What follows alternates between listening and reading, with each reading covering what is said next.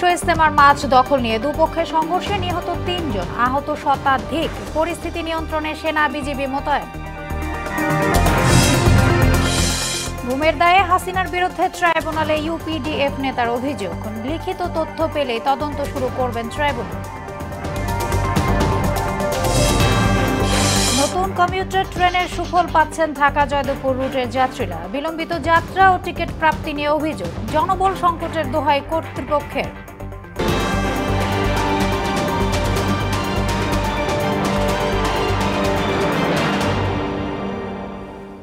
আসসালামু আলাইকুম, সবাইকে মোহনা সংবাদে স্বাগত। শুনছিলেন শিরোনাম, আর পুরোটা সংবাদ জুড়ে আছি আমি সোনিয়া ইসলাম।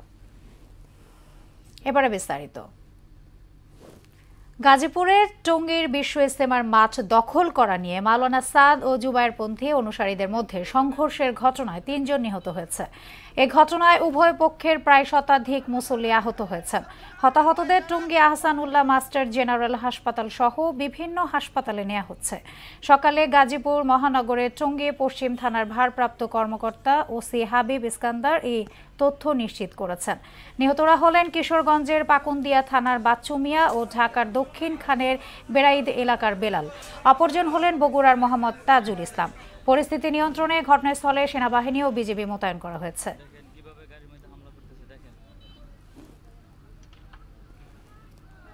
এ নিয়ে আরো জানাতে টঙ্গী থেকে সরাসরি যুক্ত হচ্ছেন প্রতিনিধি রাজু আহমেদ। রাজু, এই মুহূর্তে আপনি তো ইজতেমা ময়দানে আছেন, আসলে সেখানকার সব শেষ পরিস্থিতিটা কি জানাবেন আমাদের?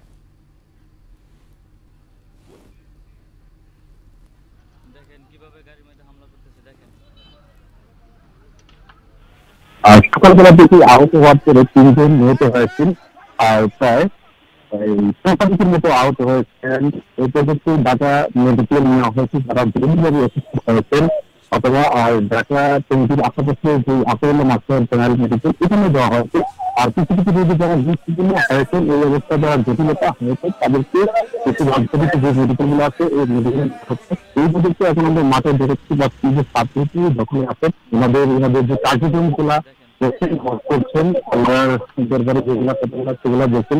এই বিষয়ে আমার সামনে যে মুসল্লিরা আছেন, এই মুসল্লিদের সাথে আমরা ছাত্রীদের হিসেবে যে আসলে বর্তমান পরিস্থিতি কি আপনাদের? আলহামদুলিল্লাহ, সাধারণত আমরা আমাদের ময়দানে আসতে দেখাতে ময়দানে আসতে পারছি। কারণ আল্লাহ আমাদের 5 মিনিট ধরে তোমার আগে 5 মিনিট ধরে হয়, এই 5 মিনিট ধরে হবে আমরা বলতে। আমি এই মুহূর্তে যেটা দেখেছি, আইন শৃঙ্খলা বাহিনী, সেনাবাহিনী, র্যাব, পুলিশ যেভাবে কিন্তু নাদের নিরাপত্তা দিচ্ছেন, তারপর র্যাব কিন্তু ট্যাগ দিচ্ছে এই আপনার বিভিন্ন হেলিকপ্টারের মাধ্যমে দিয়ে। তো সাধারণ মানুষ যারা আছেন এখানে বিক্ষোভীরা, আমরা আমাকে জিজ্ঞেস করবো যে আপনাদের বিষয়ে অথবা আপনাদের আল্লাহর প্রতি আপনি কি বলবেন? আজকে এই বিষয়টা তো আপনারা আসছেন এখানে আমাদের জন্য আল্লাহ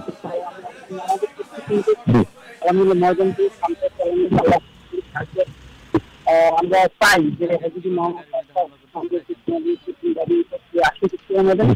আজকে ভিডিও ফেসল হয়ে যাবে, আর আমরা শান্তিভাবে এগুলি আমাদের মেন চাওয়া।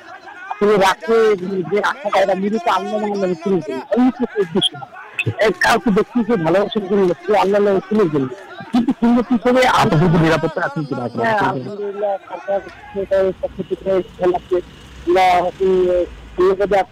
কিন্তু কিন্তু আলহামদুলিল্লাহ আমার মনে হয় না যে আর দ্বিতীয়বার মতো এরকম কিছু হয়েছে। কিন্তু এইটাই আমাদের আসলে আমি এখানে আছি টঙ্গী সিনেমাতে, এই থেকে আমাকে সংবাদ। রাজু, আপনাকে ধন্যবাদ। সাবেক প্রধানমন্ত্রী শেখ হাসিনাকে প্রধান অভিযুক্ত করে আন্তর্জাতিক অপরাধ ট্রাইব্যুনালে গুমের অভিযোগ দায়ের করেছেন United People's Democratic Front UPDF নেতা মাইকেল চাকমা। তার অভিযোগ, 2019 সালের 9 এপ্রিল রাজধানীর কল্যাণপুর এলাকা থেকে তাকে তুলে নিয়ে 5 বছর 4 মাস বিভিন্ন জায়গায় অভ্যন্তরীণ রাখা হয়।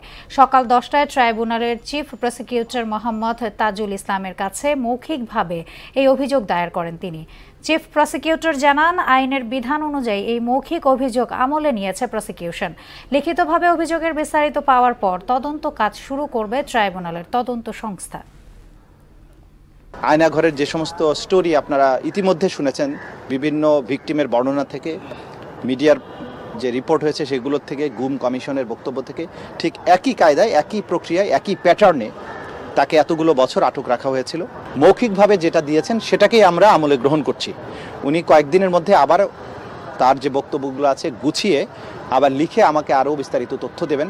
এর সাথে যদি অতিরিক্ত কোনো ব্যক্তির সন্ধান পাওয়া যায় সেটাও আমরা তদন্ত করে দেখব। কল্যাণপুরে যেখানে একটা সোনালী ব্যাংক আছে দোতলায়, ওই বাস স্টেশনের পূর্ব সাইডে 2-3 লোক কলারে ধরলো বা হাতে ধরলো, এভাবে কোমরে বেলে ধরলো। গাড়ির তোলার সাথে সাথে আমাকে ওই হ্যান্ডকাপ লাগিয়ে পরিয়ে দিল, তারপর চোখ বেঁধে দিল কালো কাপড় দিয়ে। নতুন কমিউটার ট্রেনের সুফল পাচ্ছেন ঢাকা জয়দেবপুর রুটের যাত্রীরা। তবে বিলম্ব যাত্রা ও সহজে টিকিট প্রাপ্তি নিয়ে অভিযোগ আছে।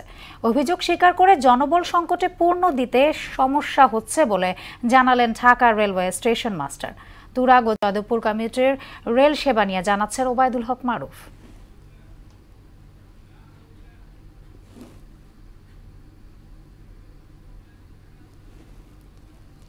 দর্শক, রিপোর্টটি প্রক্রিয়াধীন থাকা অবস্থায় চলে যাচ্ছে পরের সংবাদে। দেশের বিভিন্ন জেলায় জেকে বসেছে শীত। কনকনে ঠান্ডা আর হাড় কাঁপানো শীতে জুবুথুবু পঞ্চগড়, দিনাজপুর ও পটুয়াখালীর জনজীবন। রাত থেকে সকাল পর্যন্ত ঢাকা থাকে কুয়াশা। তীব্র ঠান্ডায় ভোগান্তি পোহাচ্ছে নির্ময়ের মানুষেরা। দিনের বেলায় হেডলাইট জ্বালিয়ে চলছে যানবাহন। শীতের প্রকোপে এসব জায়গায় বাড়ছে ঠান্ডাজনিত রোগ ব্যাধি। পঞ্চগড়ে আজ দিনের সর্বনিম্ন তাপমাত্রা 9.2 ডিগ্রি রেকর্ড করা হয়েছে। প্রতিনিধিদের তথ্যে ডেস্ক রিপোর্ট। উত্তরের জেলা পঞ্চগড়ে গত কয়েকদিন ধরে বয়ে যাচ্ছে মৃদু শৈত্যপ্রবাহ। দিনের বেলা তাপমাত্রা স্বাভাবিক থাকলেও বিকেলের পরে কমতে থাকে তাপমাত্রা। কনকনে ঠান্ডা ও হিমেল বাতাসে ভোগান্তি পোহাচ্ছে খেটে খাওয়া মানুষ ও ছিন্নমূল মানুষ। শীতের কারণে কাজ কাম হয় না, ইনকাম বন্ধ হয়ে গেছে। হিমেল বাতাসটা বেশি হওয়ার কারণে আমাদের শীতের প্রকোপটা বেড়ে যায়। সন্ধ্যার আগেই 4টা বাজার সঙ্গে সঙ্গে আমাদের এখানে মানুষ দাঁড়ায় থাকতে পারে না, সবাই ঘরে চলে যায়। বাচ্চাকে পাতা রাখে না, বমির জন্য ঠান্ডার কারণে লাগছে, এই জন্য হসপিটালে নিয়ে আসছে। শীতজনিত রোগীর সংখ্যা বেড়ে যাওয়ায় বয়স্ক ও শিশুদের প্রতি বেশি যত্নশীল হওয়ার পরামর্শ দিচ্ছেন চিকিৎসকরা। রোগের সংখ্যা বৃদ্ধি পেয়েছে, সর্দি, কাশি, জ্বর এবং ডায়রিয়া। প্রতিনিয়ত প্রয়োজনে প্রায় 300 থেকে 350 রোগী আসতেছে। আর সেবা নিয়ে চলে যাচ্ছে। যারা বেশি অসুস্থ তাদেরকে ইনডোরে ভর্তি করা হচ্ছে এবং প্রয়োজনীয় সেবাদানের পর সেই রোগের উপদেশ সহকারে ছুটি দেওয়া হয়েছে। পটুয়াখালীতে ঘন কুয়াশা আর তীব্র শীতে কাবু হয়ে পড়ছে সাধারণ মানুষ। কুয়াশার জন্য বেলা বাড়লেও দেখা মিলছে না সূর্যের। দিনের বেলাতেও হেডলাইট চালিয়ে চলছে যানবাহন। তীব্র ঠান্ডায় সবচেয়ে বেশি ভোগান্তিতে পড়ছে নিম্ন আয়ের মানুষ, গভীর সাগরে অবস্থানরত জেলেরা। এছাড়া কৃষিকাজেও চরম বেগ পেতে হচ্ছে কৃষকদের। যে অবস্থা শীতের এবং কুয়াশার এ নিয়ে তো খুব আমরা মধ্যবিত্ত নিম্নবিত্ত মানুষ খুব অসহায় আছি। শীতে ধরেন দেখা গেছে নামতে অনেক কষ্ট হয়, তারপরে নামা লাগে পেটের দেয়। জিনিসপত্র তো যেভাবে দাম বাড়ছে এইভাবে গাড়ি চালাই এত আঙ্গ সম্ভব না। এদিকে দিনাজপুরের তাপমাত্রা কমে দিন দিন বাড়ছে শীতের প্রকোপ। দিনের বেশিরভাগ সময় মিলছে না সূর্যের দেখা। তাপমাত্রা কমে যাওয়ায় রাস্তায় মানুষের চলাচলও কমেছে। বিপাকে পড়ছেন খেটে খাওয়া ও নিম্ন আয়ের মানুষ। আফরিন পপি, মোহনা সংবাদ। এদিকে হিমালয় কন্যা পঞ্চগড়ে গত 6 দিন ধরে মৃদু শৈত্যপ্রবাহ বইছে। সকাল 9টায় পঞ্চগড়ে তাপমাত্রা রেকর্ড হয়েছে 8.8 ডিগ্রি সেলসিয়াস। এর আগে ভোর 6টায় তাপমাত্রা রেকর্ড করা হয় 9.2 ডিগ্রি সেলসিয়াস। তবে তাপমাত্রা 8 থেকে 9 ডিগ্রির ঘরে ওঠানামা করলেও সকাল 7টায় দেখা মিলেছে ঝলমলে রোদের। ছিল না কুয়াশা। বেলা বাড়তে থাকলেও বাড়তে থাকে রোদের তেজও।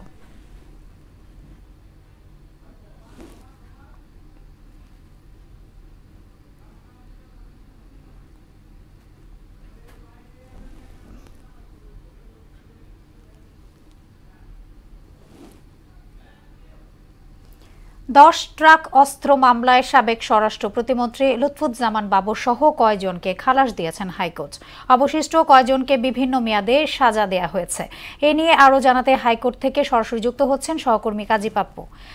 পাপ্পু, 10 ট্রাক অস্ত্র মামলার রায়ের বিস্তারিত কি আছে তথ্য আপনার কাছে জানাবেন?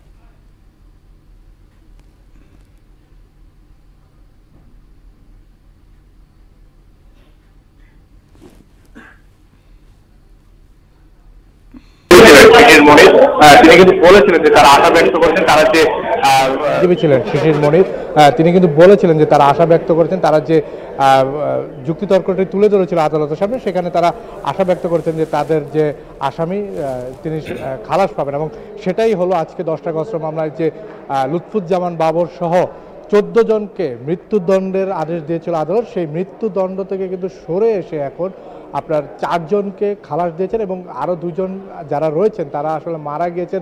আমরা জানি যে সাবেক শিল্প মন্ত্রী যিনি ছিলেন নিজামী সাহেব, তিনি কিন্তু মারা গেছেন, এবং আরেকজন যিনি মারা গেছেন তাদের সহ মোট 6 জনকে তারা মানে খালাস দিয়েছেন, 7 জনকে যাবজ্জীবন দিয়েছেন।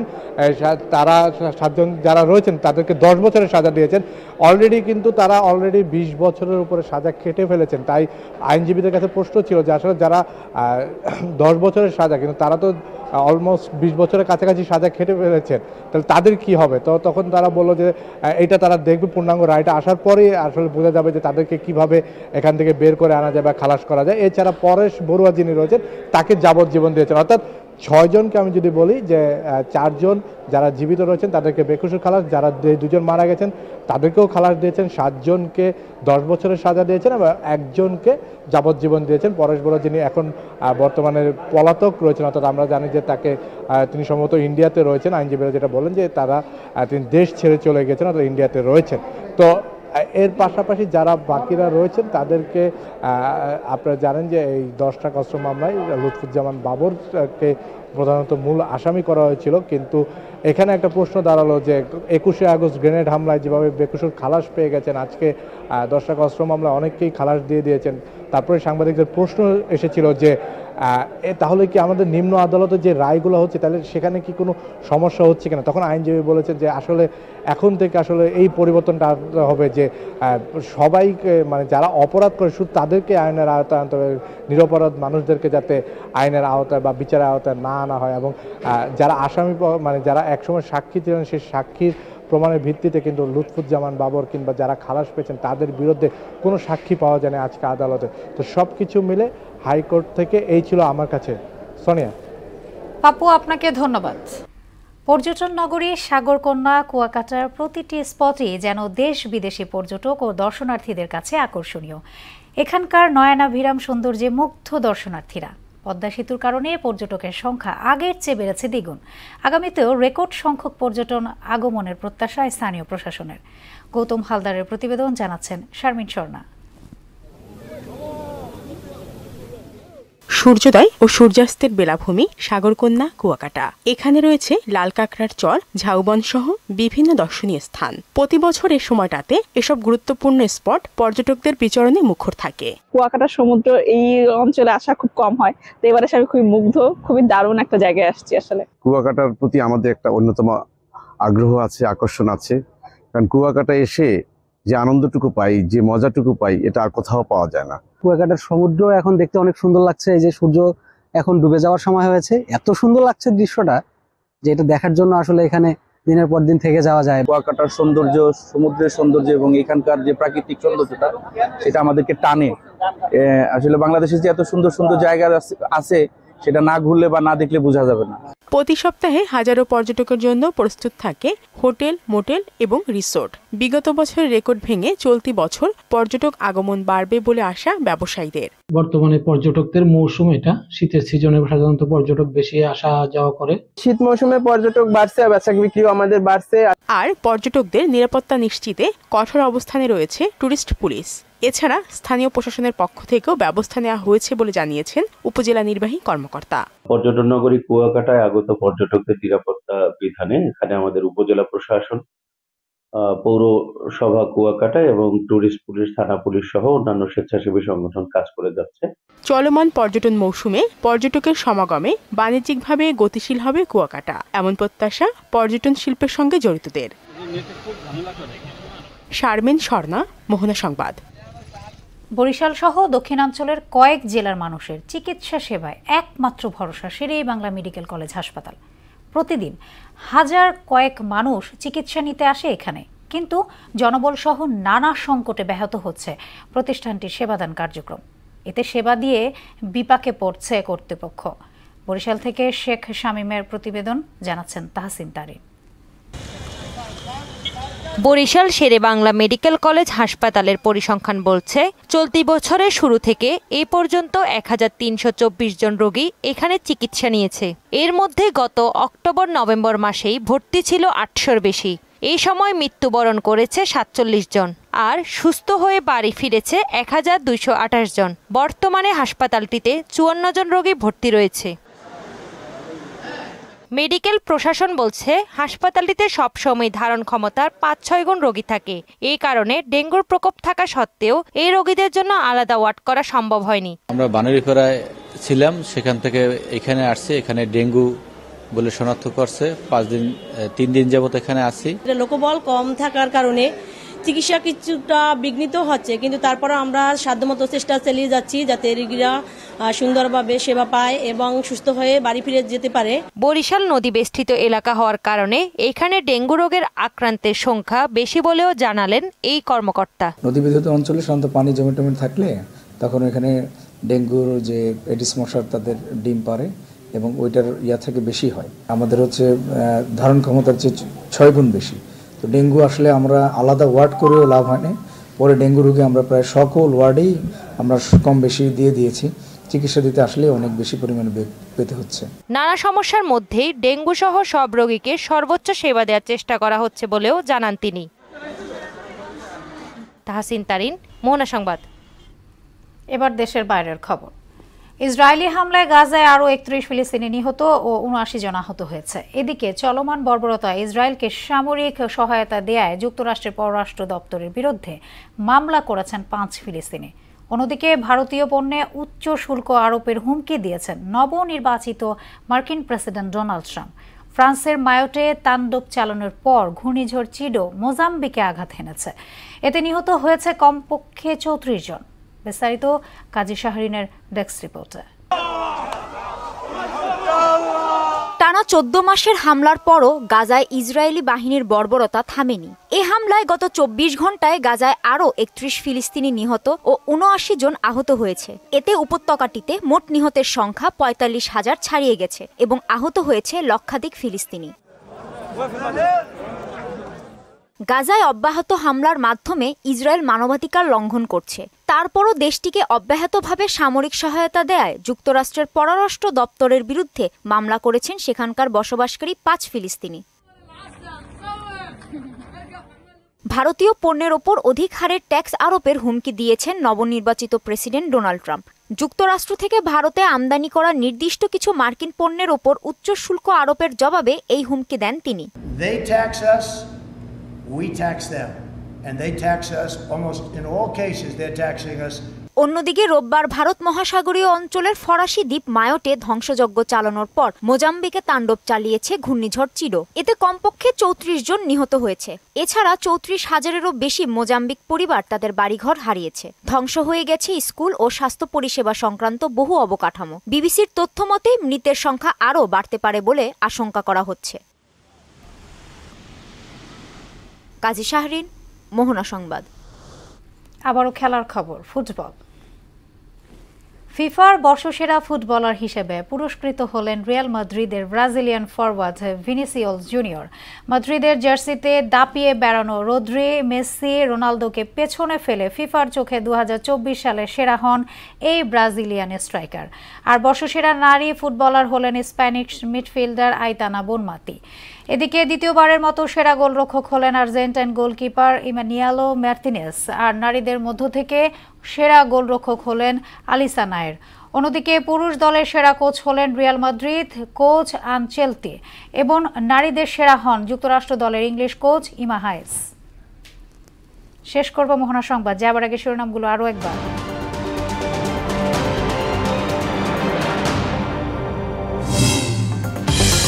টঙ্গীতে বিশ্ব ইজতেমার মাঠ দখল নিয়ে দুপক্ষের সংঘর্ষে 3 জন নিহত, আহত শতাধিক। পরিস্থিতি নিয়ন্ত্রণে সেনা বিজিবি মোতায়েন। গুমের দায়ে হাসিনার বিরুদ্ধে ট্রাইব্যুনালে ইউপিডিএফ নেতার অভিযোগ, লিখিত তথ্য পেলেই তদন্ত শুরু করবেন ট্রাইব্যুনাল।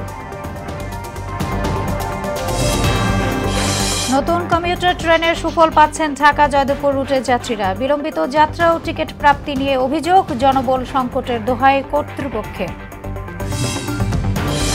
এবং দ্বিতীয় টি-20তে ওয়েস্ট ইন্ডিজকে 27 রানে হারিয়ে 6 বছর পর টাইগারদের সিরিজ জয়, ম্যাচ সেরা শামিম।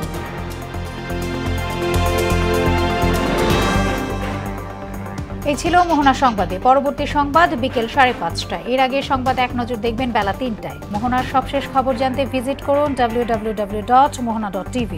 সংবাদ দেখতে পারেন ফেসবুক, ইউটিউবেও। এতক্ষণ সঙ্গে থাকার জন্য ধন্যবাদ সবাইকে।